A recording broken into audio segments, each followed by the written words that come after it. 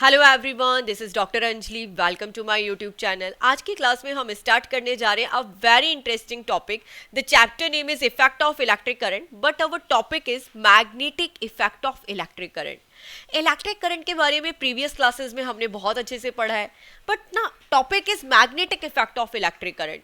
अब टॉपिक को स्टार्ट करने से पहले मैं आपसे दो क्वेश्चन पूछूंगी, ठीक है। मान लेते हैं कि कोई वायर है, उसमें आई करंट फ्लो हो रही है। अब माय क्वेश्चन इज कि अगर इस वायर में कोई करंट फ्लो हो रही है तो क्या इसके आसपास मैग्नेटिक फील्ड होगी। और दूसरा क्वेश्चन मेरा ये है कि बेटा यहाँ पर मैंने एक मैग्नेट लिया है और मैग्नेट के पास मैं एक वायर लेके आई हूँ। ओके, वायर या फिर आप बोल सकते हैं कि एक सर्किट लेके आए हैं, ठीक है, जिसमें आपने बल्ब कनेक्ट कर दिया। ओके, तो फर्स्ट क्वेश्चन इज कि वायर के आसपास मैग्नेटिक फील्ड होगी क्या। And the second question is कि मान लीजिए बेटा आपने इस मैग्नेट को इधर उधर मूव किया, तो क्या यहाँ पे सर्किट में करंट फ्लो होगी और ये क्या बल्ब ग्लो हो जाएगा। क्या होगा आपका आंसर। इसी को हमें आज की क्लास में स्टडी करना है, इसी के बेसिक कंसेप्ट को। तो बेटा देखिए, ऑरेस्टेड एक साइंटिस्ट थे जिन्होंने ये बोला कि जो इलेक्ट्रिसिटी है और जो मैग्नेटिज्म है, इसको हम अलग अलग नहीं कर सकते। व्हाट आई मीन टू से, इलेक्ट्रिक फील्ड और मैग्नेटिक फील्ड को अलग अलग नहीं किया जा सकता। जहां पे इलेक्ट्रिक फील्ड है वहां पे मैग्नेटिक फील्ड ऑटोमेटिकली जनरेट हो जाती है, और जहां पे मैग्नेटिक फील्ड है वहां पे इलेक्ट्रिक फील्ड ऑटोमेटिकली जनरेट हो जाती है। अब ऐसा कैसे बोल सकते हैं, तो उसके लिए देखिए एक हम एक्सपेरिमेंट करते हैं। हमने क्या किया, देखिए बेटा यहाँ पे एक सर्किट लिया, ये बैटरी का पॉजिटिव टर्मिनल, ये बैटरी का नेगेटिव टर्मिनल, यहाँ पे हमने की ऑन कर दी, तो एग्जैक्टली हमारा सर्किट तो कंप्लीट है, ठीक है, हमारा सर्किट यहाँ पे कंप्लीट है। अब क्या करते हैं, हम बैटरी के थ्रू वायर में करंट फ्लो करते हैं। तो हमने बैटरी ऑन की और इस वायर में करंट फ्लो हो गई। अब हम ये बोल रहे हैं कि बेटा जहाँ पे भी करंट है, जहाँ पे भी इलेक्ट्रिक फील्ड है, वहाँ पे मैग्नेटिक फील्ड होगी ही होगी। तो ऐसा पॉसिबल है कि नहीं है। हम क्या करेंगे, मैग्नेटिक नीडल के थ्रू चेक कर लेंगे। अब जैसे ही हम मैग्नेटिक नीडल को लेके आए, मैग्नेटिक नीडल क्या होती है, जहां पे भी मैग्नेटिक फील्ड होती है वो डिफ्लेक्ट हो जाती है। अब जैसे ही हमें सर्किट के पास मैग्नेटिक फील्ड को लेके आए, मैग्नेटिक नीडल को लेके आए, तो जो मैग्नेटिक नीडल थी वो डिफ्लेक्ट हो गई। दैट मीन्स जहां पे भी करंट है, जिस भी सर्किट में करंट फ्लो हो रही है, वहां पे मैग्नेटिक फील्ड ऑटोमेटिकली क्रिएट हो जाती है। अब अगर आप यहाँ पे देखेंगे, यहाँ पे दो सर्किट हैं। दो सर्किट किस तरीके से है कि देखिए, एक में करंट यहाँ पे पॉजिटिव टर्मिनल करंट किस तरीके से फ्लो हो रही है, एंटी क्लॉकवाइज डायरेक्शन में, एंड सेकंड में करंट फ्लो हो रही है क्लॉकवाइज डायरेक्शन में, क्योंकि बैटरी की पोजीशन चेंज कर दी ना। यहाँ पे बैटरी प्लस साइड इधर है, नेगेटिव साइड इधर है, एंड यहाँ पे नेगेटिव लेफ्ट साइड में है, एंड जो प्लस है वो राइट साइड में है। तो करंट की डायरेक्शन के अकॉर्डिंगली मैग्नेटिक फील्ड की डायरेक्शन भी चेंज हो जाती है। ओके, वो हम बाद में देखेंगे, बट हमें ये चीज समझ आ गई कि जहां पे भी इलेक्ट्रिक फील्ड है वहां पे मैग्नेटिक फील्ड ऑटोमेटिकली क्रिएट हो जाती है, एंड ये वाइस वर्सा भी होता है, हम आगे पढ़ेंगे। जहां पे मैग्नेटिक फील्ड है वहां पे इलेक्ट्रिक फील्ड भी ऑटोमेटिकली जनरेट हो जाती है, ठीक है। तो अभी हमारा बेसिक कंसेप्ट यही है, और करंट की डायरेक्शन चेंज करने से मैग्नेटिक फील्ड की डायरेक्शन भी चेंज हो जाती है। जैसे देखिए, यहाँ पर जो मैग्नेटिक नीडल है वो किस तरीके से डिफ्लेक्ट हुई है, नॉर्थ टू साउथ, और यहाँ पे देखिए किस तरीके से डिफ्लेक्ट हुई है। तो मैग्नेटिक फील्ड की भी डायरेक्शन क्या होती है, चेंज हो जाती है। ओके, अब हम आते हैं मैग्नेटिक फील्ड पे, कि बार बार बोल तो रहे magnetic field, but exactly magnetic field होता क्या है। तो देखिए, एक सिंपल सा एग्जांपल लेते हैं। एक आपने मैग्नेट लिया, ठीक है, नॉर्थ पोल है, ये इसका साउथ पोल है। एक इसके बाद दूसरा मैग्नेट भी लिया। अब आपने देखा कि जो ये वाला मैग्नेट है ना, ये तो केवल 5 सेंटीमीटर तक की डिस्टेंस को अट्रैक्ट कर पा रहा था, और जो दूसरा मैग्नेट लिया ये 10 सेंटीमीटर की डिस्टेंस तक को, मतलब जो भी डिस्टेंस का मतलब ये है कि मतलब 5 सेंटीमीटर तक कोई भी आपने आयरन का पीस रखा होगा या कोई भी ऐसा पीस रखा है जो मेटल अट्रैक्ट करता है, तो वो 5 सेंटीमीटर तक के डिस्टेंस का अट्रैक्ट कर देता है। जबकि जो दूसरा मैग्नेट है, ये 10 सेंटीमीटर तक की जो डिस्टेंस पे आपने कोई आयरन फिलिंग या कोई मेटल रखा है, ये उसको अट्रैक्ट कर रहा है। तो ऑफकोर्स सब मैग्नेट की स्ट्रेंथ अलग अलग होती है कि नहीं होती है। तो जो मैग्नेट की स्ट्रेंथ जहां तक काम करती है ना, उसी को हम बोलते हैं मैग्नेटिक फील्ड, जो उसकी स्ट्रेंथ कवर करने का एरिया है। The area around a magnet where a magnetic force is experience, ठीक है, मैग्नेट के अराउंड का एरिया जहां पर मैग्नेटिक फोर्स एक्सपीरियंस किया जाता है, उसी को ही हम क्या बोलते हैं, मैग्नेटिक फील्ड। ठीक है, वेक्टर क्वांटिटी है, डायरेक्शन और मैग्नीट्यूड इसमें दोनों होता है, क्योंकि ऑफ कोर्स डायरेक्शन भी तो होती है, ठीक है। तो एरिया अराउंड अ मैग्नेट, जहां तक इसका मैग्नेटिक फोर्स काम करता है, उसी को हम क्या बोलते हैं, मैग्नेटिक फील्ड। अब हम आते हैं न्यू टॉपिक पे, मैग्नेटिक फील्ड लाइंस पे। तो देखिए, मैग्नेटिक फील्ड लाइंस को डिफाइन करने के लिए ना हमने एक एक्सपेरिमेंट किया। हमने एक्सपेरिमेंट किस तरीके का किया, तो देखिए यहां पर एक मैग्नेट लिया और मैग्नेट के आसपास ना बहुत सारी आयरन की फिलिंग्स डाल दी। एज यू कैन सी यहाँ पे बहुत सारे आयरन के छोटे छोटे टुकड़े हैं। ये जो आपको स्पोर्ट्स दिखाई दे रहे हैं ना, हमने बहुत सारे आयरन के टुकड़े ऐसे ही डाल दिए थे। लेकिन आयरन के टुकड़े डालने के बाद देखो क्या हुआ, थोड़ी टाइम पे वो इस तरीके से अपनी पोजिशन चेंज कर लेते हैं, ठीक है। आयरन के टुकड़ों ने अपनी पोजीशन चेंज कर ली और इस तरीके से फील्ड लाइंस बना ली। इसी को बोलते हैं फील्ड लाइंस, ओके। तो देखिए, मैग्नेटिक फील्ड लाइंस क्या होती है, the imaginary line of magnetic field around a magnet. Magnet के अराउंड जो ये इमेजिनरी लाइन होती है उसी को हम क्या बोलते हैं, फील्ड लाइंस। क्योंकि मैग्नेट के अराउंड फील्ड लाइंस कभी दिखती नहीं है, इसलिए इमेजिनरी है। ये तो हमने आयरन फिलिंग डाल दी तो हमें पता चल गया कि जो ये मैग्नेटिक फील्ड है ना, वो इस तरीके की लाइन बना लेती है, okay. when iron fillings are allowed to settle around a bar magnet, हमने क्या किया, बहुत सारी आयरन फिलिंग्स को बार मैग्नेट के आसपास डाल दिया। they get arranged in a pattern, वो क्या करती हैं, एक पैटर्न में सेट हो जाती है, which gives the magnetic field lines, जो हमें क्या देती हैं, मैग्नेटिक फील्ड लाइंस देती है। ऑफ कोर्स मैग्नेटिक फील्ड है, वेक्टर क्वांटिटी होती है, डायरेक्शन और मैग्नीट्यूड दोनों होता है। अब हम लास्ट वाला पॉइंट करते हैं, जो पॉइंट है वो लास्ट का है बट नॉट लीस्ट, बहुत इंपॉर्टेंट पॉइंट है। यहां पर बेटा जितनी भी मैग्नेटिक फील्ड लाइंस बनती है ना, वो कभी भी इंटरसेक्ट नहीं करती है। तो एग्जैक्टली देखिए, मैग्नेटिक फील्ड फ्लो कैसे होती है, north to south, north to south. As you can say all the magnetic field किस तरीके से फ्लो हो रही है, नॉर्थ टू साउथ, ओके। यहाँ पे भी देखिए आगे आ रही है नॉर्थ टू साउथ। अब ये आगे वाला पार्ट सर्किल में क्यों नहीं है, क्योंकि इससे बहुत बड़ा हो जाता है फिगर, तो हम इस तरीके से ड्रॉ कर देते हैं। तो जितनी भी मैग्नेटिक फील्ड लाइंस है वो किस तरीके से ट्रैवल करती है, नॉर्थ टू साउथ ट्रैवल करती है, ओके। और ये कभी भी आपस में इंटरसेक्ट नहीं करेंगी। अब the one thing is very very important, अगर आप भी एग्जाम में फिगर ड्रॉ करेंगे तो आपको भी समझ आना चाहिए बेटा। देखिए, जो मैग्नेटिक फील्ड लाइंस है इसके आसपास के एरिया में, मैग्नेट के आसपास में ना, बिल्कुल पास पास में है। और जैसे जैसे आप डिस्टेंस पे जा रहे हो तो इनके बीच का जो फील्ड लाइंस का डिस्टेंस है ये भी ज्यादा होता जा रहा है। तो हमें भी एग्जाम में इसी तरीके से फिगर ड्रॉ करना है। कहने का क्या मतलब है, जो मैग्नेटिक फील्ड लाइंस होती हैं वो मैग्नेट के पास काफी स्ट्रांग होती है। मतलब अगर मैग्नेटिक फील्ड स्ट्रांग है तो फील्ड लाइंस कैसी होंगी, पास पास में होगी। और अगर मैग्नेटिक फील्ड लाइंस दूर दूर पे हैं, डिस्टेंस पे हैं, तो दैट मीन्स वो वीक है। अब जैसे अगर हम इस फिगर में देखें तो देखिए, जहां पे भी आयरन फिलिंग्स पास पास में है ना, तो दैट मीन्स यहाँ पे मैग्नेटिक फील्ड काफी स्ट्रांग है। और जहां पे इन पे डिस्टेंस आ रहा है तो दैट मीन्स वहां पे मैग्नेटिक फील्ड लाइंस वीक है। तो इसी तरीके से हमें इस टाइप का फिगर ड्रॉ करना है। नॉर्थ टू साउथ डायरेक्शन ध्यान रखनी है और केवल इतना ध्यान रखना है कि अगर आप बहुत ज्यादा डिस्टेंस पे जा रहे हो तो मैग्नेटिक फील्ड लाइंस दूर दूर होती है, जबकि अगर आप मैग्नेट के पास में हो तो ये फील्ड लाइंस क्या होंगी, पास पास में। Our next topic is magnetic field due to current carrying conductor। अब एग्जैक्टली हम इस टॉपिक में क्या पढ़ेंगे, हम पढ़ रहे हैं कि कोई भी करंट कैरिंग कंडक्टर है। क्या मतलब है कि मान लीजिए कोई भी वायर ले लिया आपने या कोई भी कंडक्टर ले लिया, उसमें क्या मैग्नेटिक फील्ड अलग अलग टाइप से फ्लो होती है। तो हम पढ़ेंगे शेप के रेस्पेक्ट में। जैसे मान लीजिए मैंने एक स्ट्रेट वायर लिया, इसमें मुझे अलग मैग्नेटिक फील्ड मिलेगी। अगर मैंने सर्कुलर लूप में लिया वायर को, तब भी मैग्नेटिक फील्ड डिफरेंट हो जाएगी। अगर मैंने और कोई डिफरेंट टाइप ले ली, मतलब जैसे ये कॉइल्स है, ये एक वायर है, वायर में बहुत सारे टर्न्स दे दिए, तो उसमें भी क्या मैग्नेटिक फील्ड डिफरेंट होगी, यस उसमें भी मैग्नेटिक फील्ड डिफरेंट होगी। तो एग्जैक्टली हम यही पढ़ेंगे कि अगर वायर की शेप चेंज करी, अगर आपने कंडक्टर की शेप चेंज कर दी तो मैग्नेटिक फील्ड पे किस तरीके से अफेक्ट पड़ता है। इसी के साथ हमें पता होना चाहिए कि अच्छा अगर आप शेप चेंज कर रहे हो तो मैग्नेटिक फील्ड आपकी स्ट्रांग हो रही है या वीक हो रही है। हम लेंगे यहाँ पे 3 से शेप्स। दो फर्स्ट वन है कि magnetic field due to current through a straight conductor, ठीक है, एक स्ट्रेट वायर है तो उसमें किस तरीके की मैग्नेटिक फील्ड मिलती है। इन द सेम वे अगर आपने सर्कुलर लूप लिया है उसमें आपको कैसे मैग्नेटिक फील्ड मिलती है। इन द सेम वे जो सोलेनॉइड्स होते हैं, सोलेनॉइड ये जो एक वायर होता है जिसमें हम बहुत सारे टर्न्स दे देते हैं, उसको बोलते हैं सोलेनॉइड। सोलेनॉइड में भी मैग्नेटिक फील्ड होती है, वो हमें डिफरेंट टाइप की मिलती है। इसी के साथ आज की क्लास में हम पढ़ेंगे राइट हैंड थंब रूल को। ओके, तो स्टार्ट करते हैं। Magnetic field due to current through a straight conductor. अगर कोई भी एक स्ट्रेट कंडक्टर है उसमें हमें मैग्नेटिक फील्ड किस तरीके से मिलेगी। तो वंस अगेन सबसे पहले ये सर्किट समझने से पहले हम इसका बी वाला पार्ट समझते हैं, क्योंकि ये करना बहुत ईजी है। हमने क्या किया, ये देखिए कोई कॉपर का कंडक्टर ले लिया, ये कंडक्टर है या फिर वायर, आप कुछ भी ले सकते हैं। इस वायर में हमने करंट फ्लो करवा दी। अब इसमें मैग्नेटिक फील्ड बनेगी कि नहीं बनेगी, तो हम क्या करेंगे, एक्सपेरिमेंट करते हैं।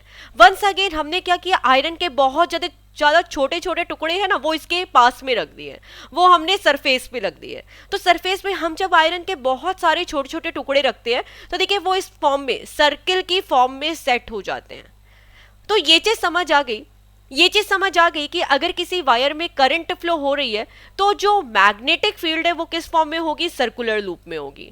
अगर स्ट्रेट वायर में करंट फ्लो हो रही है तो जो मैग्नेटिक फील्ड है वो आपको कैसे मिली, सर्कुलर फॉर्म में मिली। बहुत सारे सर्कल मिलते हैं जिसे हम क्या बोलते हैं, कंसेंट्रिक सर्कल। अब ये कंसेंट्रिक सर्कल क्या होते हैं बेटा, कंसेंट्रिक सर्कल जिनका सेंटर सेम होता है। आप ये जितने भी सर्कल देखेंगे सारे के सारे क्या है, एक ही सेंटर पे है, तो this is the concentric circle.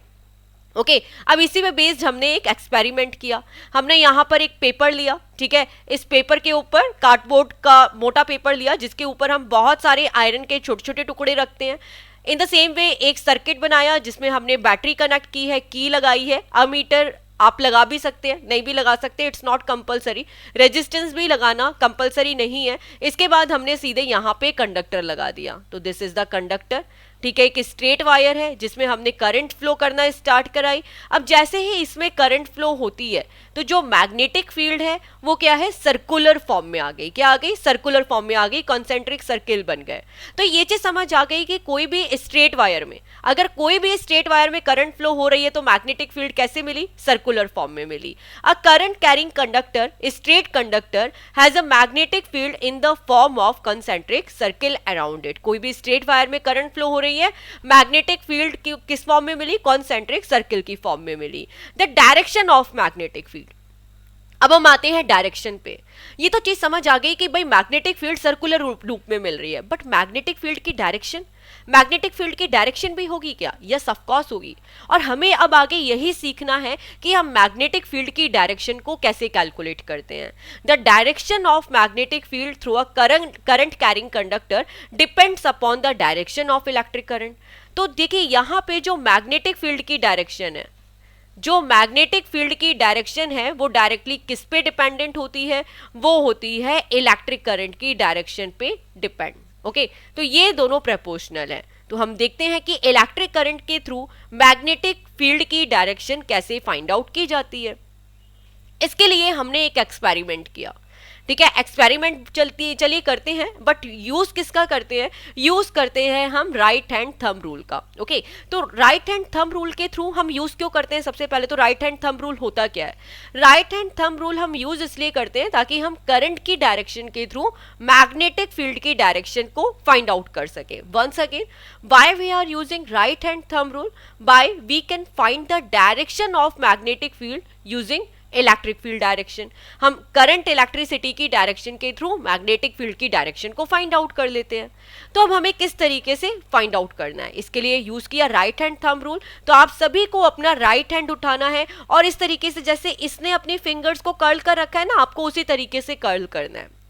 तो ये जो थंब है, ये जो आपका थंब है, ये डायरेक्शन बताता है करंट की, और जो ये आपके फिंगर्स आपने कर्ल की है ये डायरेक्शन बताती है मैग्नेटिक फील्ड की। ओके, तो यहां पर अगर आप इस फिगर में देखेंगे कि अगर मान लीजिए करंट अपवर्ड डायरेक्शन में फ्लो हो रही है, करंट कौन सी डायरेक्शन में फ्लो हो रही है, अपवर्ड डायरेक्शन में, तो करंट अपवर्ड डायरेक्शन में फ्लो हो रही है तो आपका राइट हैंड थंब हो गया ऊपर, और मैग्नेटिक फील्ड के टर्न देखिए आप किस तरीके से आ रहे हैं, ये टर्न बन रहे हैं एंटी क्लॉकवाइज डायरेक्शन में। तो ये चीज समझ आई कि जब भी हमारी करंट अपवर्ड डायरेक्शन में है तो जो आपको मैग्नेटिक फील्ड है वो कैसी मिल रही है, वो मिल रही है एंटी क्लॉकवाइज। तो ये हमने फाइंड आउट कर लिया राइट हैंड थंब रूल से। अब इसके बाद सेकंड फिगर देखते हैं। अब हमने क्या किया, करंट की डायरेक्शन है, कंडक्टर को दूसरी डायरेक्शन के करंट फ्लो हो रही थी वो वाले कंडक्टर को लिया। अब देखते हैं कंडक्टर में करंट आई है वो डाउनवर्ड डायरेक्शन में फ्लो हो रही है, तो आपको भी क्या करना है, अपने थंब को नीचे करना है और ये जो फिंगर्स कर्ल बना रही है ना उसी की डायरेक्शन को चेक करना है।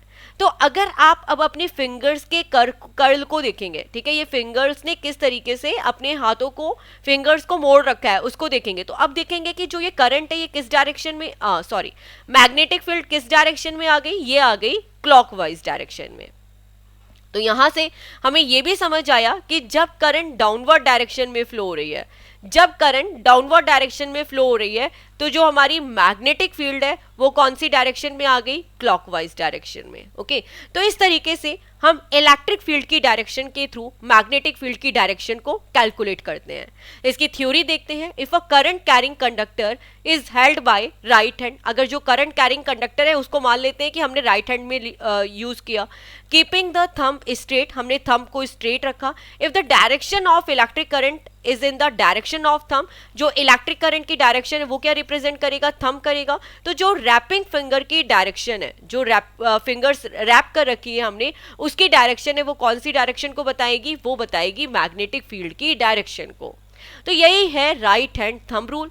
अब क्वेश्चन ये है कि आप राइट हैंड थंब रूल का यूज क्यों करते हैं, इलेक्ट्रिक फील्ड की डायरेक्शन के थ्रू मैग्नेटिक फील्ड की डायरेक्शन को कैलकुलेट करने के लिए। जिसमें थंब है वो किसकी डायरेक्शन को बताता है, इलेक्ट्रिक करंट की डायरेक्शन को, और जो ये आपने फिंगर रैप की है वो किसकी डायरेक्शन को बताती है, मैग्नेटिक फील्ड की डायरेक्शन को। ओके, तो यही जो हमने अभी थ्योरी पढ़ी है आप फिगर में भी देख सकते हैं, इस तरीके से फिगर ड्रॉ कर सकते हैं। अगर करंट अपवर्ड डायरेक्शन में फ्लो हो रही है तो जो मैग्नेटिक फील्ड की डायरेक्शन है वो क्या आई, anti clockwise direction I.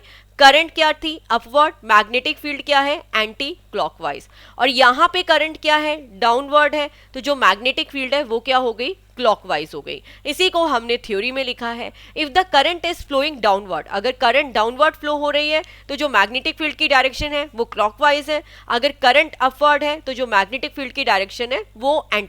Our next topic is magnetic field due to current through a circular loop.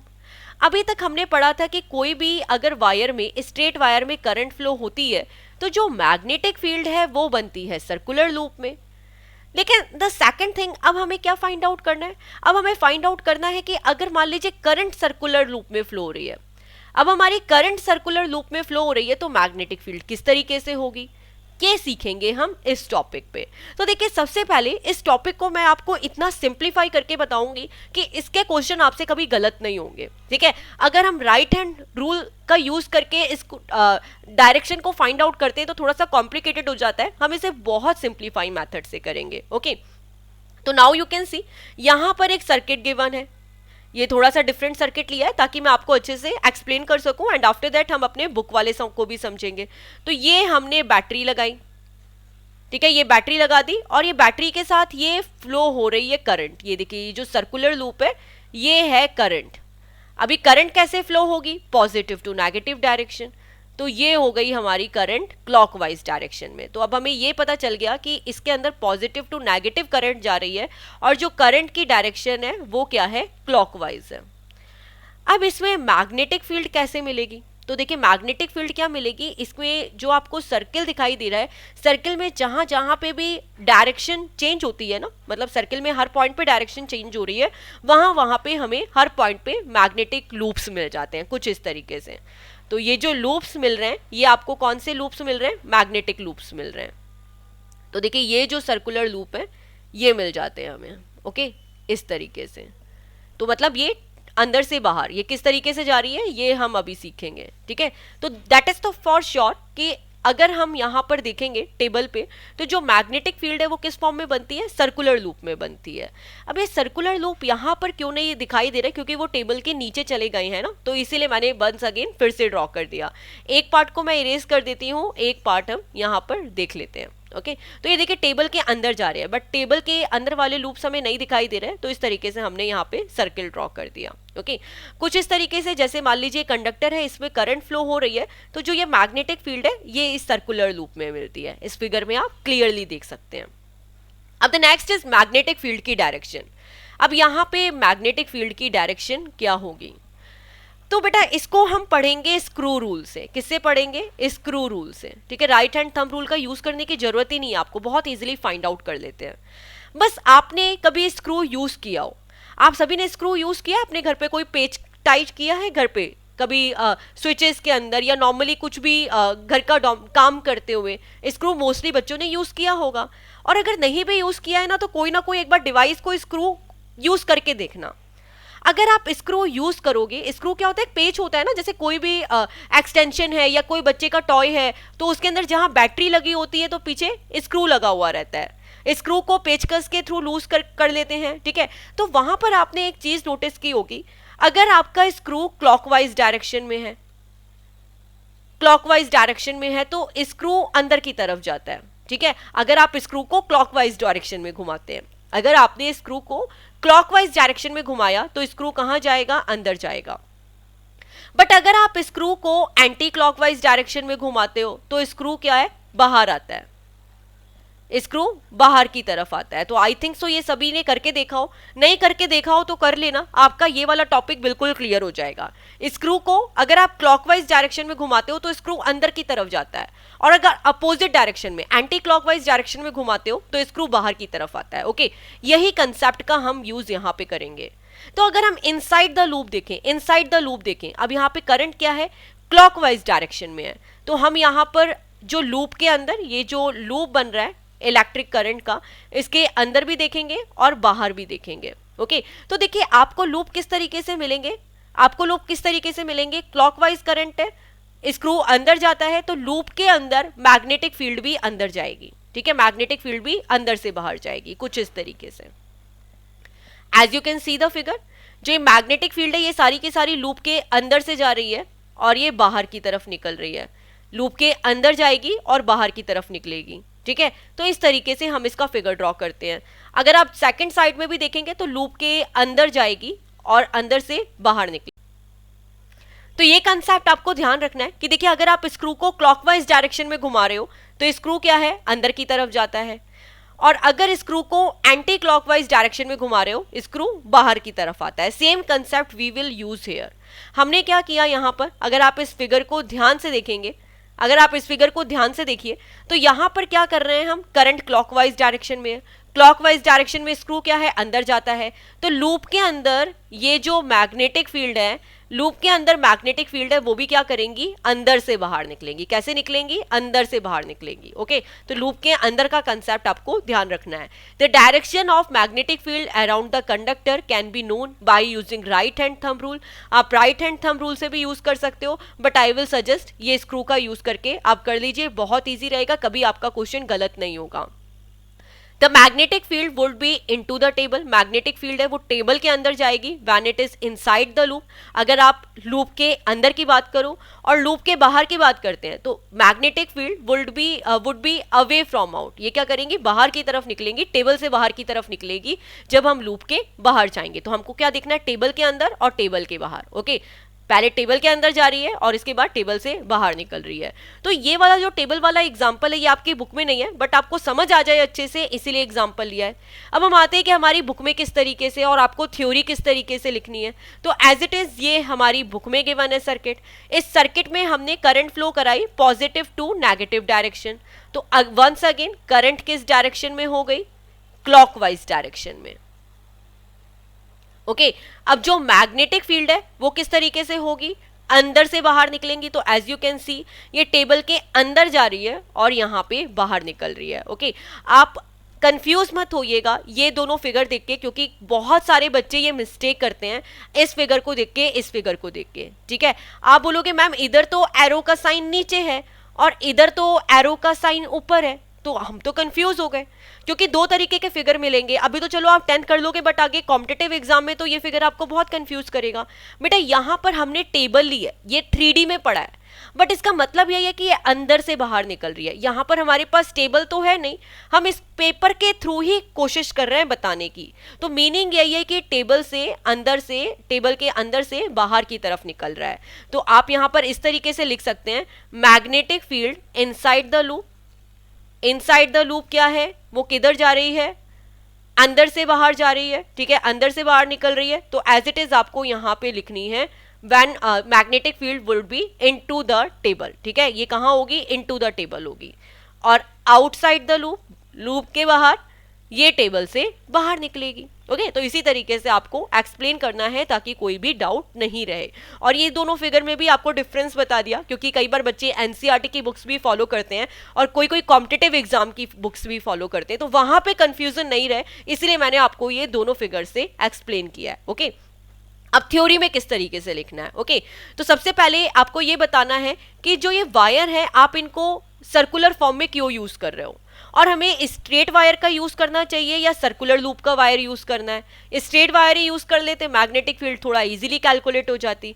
But बेटा होता ये है कि सर्कुलर लूप का वायर यूज करने से आपको मैग्नेटिक फील्ड बहुत इंक्रीज होके मिलती है।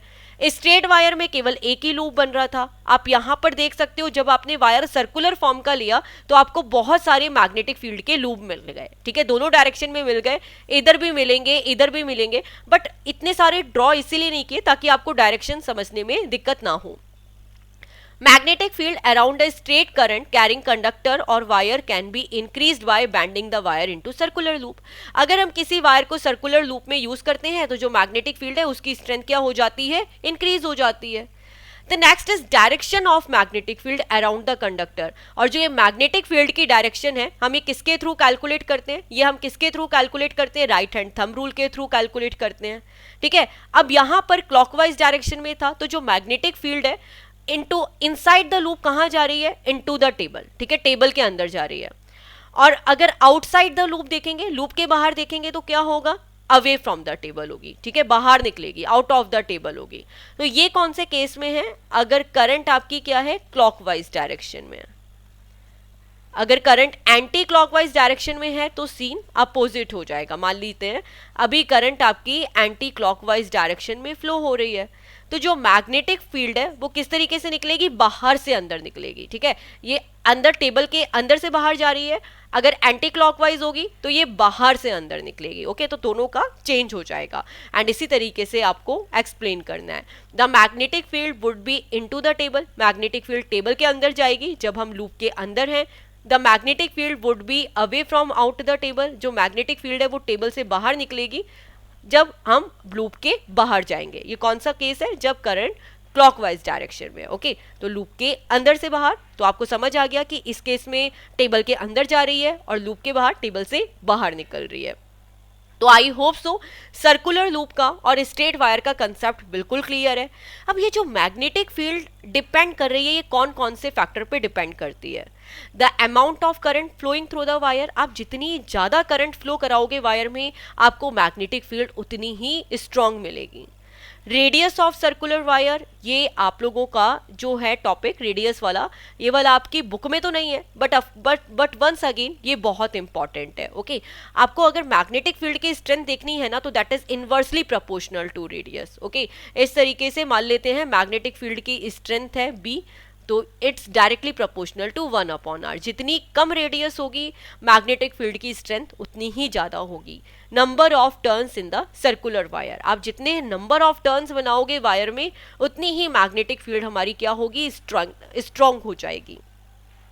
तो जो ये लास्ट वाला कंसेप्ट है ना, ये हमें बहुत अच्छा लगा कि आप क्या करो, सर्कुलर वायर के बहुत सारे टर्न्स बनाते जाओ बनाते जाओ बनाते जाओ और मैग्नेटिक फील्ड की स्ट्रेंथ को स्ट्रॉन्ग कर दो। हम भी सेम करते हैं। हमने देखो क्या किया, एक वायर लिया और इसके बहुत सारे टर्न बना लिए, तो ये हम सर्कुलर फॉर्म के टर्न बनाते गए। तो एज यू कैन सी कितने सारे सर्कल बन गए। मतलब एक वायर को पहले एक ही बार बेंड किया था बट हम एक वायर को बार बार बेंड करते जा रहे हैं, बेंड करते जा रहे हैं, बेंड करते जा रहे हैं, ताकि क्या हो, मैग्नेटिक फील्ड की स्ट्रेंथ इंक्रीज हो जाए। अब हमने ऐसी कोई शेप बना ली और इसी को हमने बोल दिया सोलेनॉइड। इसे क्या बोलते हैं, सोलेनॉइड। अब इस सोलेनॉइड में हम करंट फ्लो कराएंगे, तो ये पॉजिटिव है, ये नेगेटिव है। अब यहाँ पर अगर वायर में करंट फ्लो होगी तो ऑफकोर्स उसी तरीके से मैग्नेटिक फील्ड भी प्रोड्यूस हो जाएगी। ओके, तो सबसे पहले देखते हैं सोलेनॉइड होता क्या है। A coil of many circular turns of insulated copper wire wrapped closely in the shape of cylinder is called solenoid।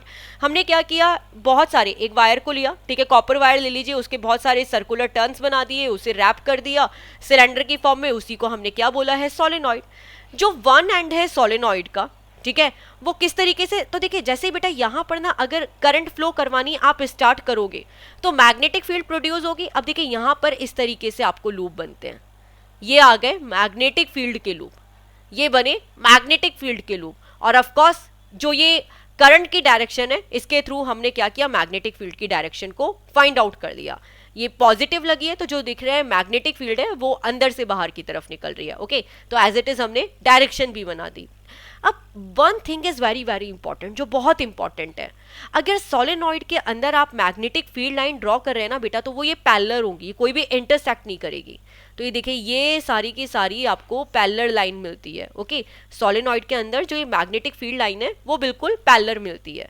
अब ये पैरेलल लाइन का मतलब क्या है, पैरेलल लाइन का मतलब ये है कि इनसाइड द सोलेनॉइड, सोलेनॉइड के अंदर मैग्नेटिक फील्ड सेम रहती है, मैग्नेटिक फील्ड कांस्टेंट रहती है। Once again I am saying, जो ये सोलेनॉइड है, सोलेनॉइड के अंदर आपको जो ये मैग्नेटिक फील्ड मिलेगी बेटा, सोलेनॉइड के अंदर मैग्नेटिक फील्ड मिलेगी, ये कांस्टेंट मिलेगी, ये चेंज नहीं होगी। ओके, और इसी तरीके से किस तरीके से एक्ट करता है, the one is north pole and the second is south pole, क्योंकि अंदर से बाहर निकल रही है, देखो अंदर से बाहर निकल रही है। और मैग्नेटिक फील्ड भी किस तरीके से फ्लो होता है, नॉर्थ टू साउथ पोल। तो इसीलिए बोला गया है कि बेटा ये जो सोलेनॉइड है ना, ये किस तरीके से एक्ट करता है, मैग्नेट की तरह। ये पूरा के पूरा सोलेनॉइड बार मैग्नेट की तरह एक्ट कर रहा है। क्यों कर रहा है, क्योंकि देखिए एक पोल इसका नॉर्थ पोल बन गया, एक पोल साउथ पोल बन गया। एक जो है इसका एक साइड नॉर्थ पोल की तरह एक्ट कर रहा है, दूसरा साउथ पोल की तरह एक्ट कर रहा है। क्यों कर रहा है, क्योंकि मैग्नेट के अंदर भी तो ऐसा ही होता है कि जो फील्ड लाइंस है वो north to south pole flow होती हैं, और इसमें भी ऐसे ही फ्लो हो रही हैं। तो इसी तरीके का हमको यहाँ पे फील्ड मिलता है। ओके, तो ये पॉइंट हमें समझ आया। हमने ये भी समझा कि जो सोलेनॉइड के अंदर की तरफ, सोलेनॉइड के अंदर की तरफ हमें मैग्नेटिक फील्ड लाइंस मिलती है, वो बिल्कुल स्ट्रेट मिलती हैं, जिसका क्या मतलब है कि जो मैग्नेटिक फील्ड अंदर है ना वो कॉन्स्टेंट है, बिल्कुल सेम है। ओके, यही इस पॉइंट पे कवर किया है। The field lines inside the solenoid are in the form of parallel straight line.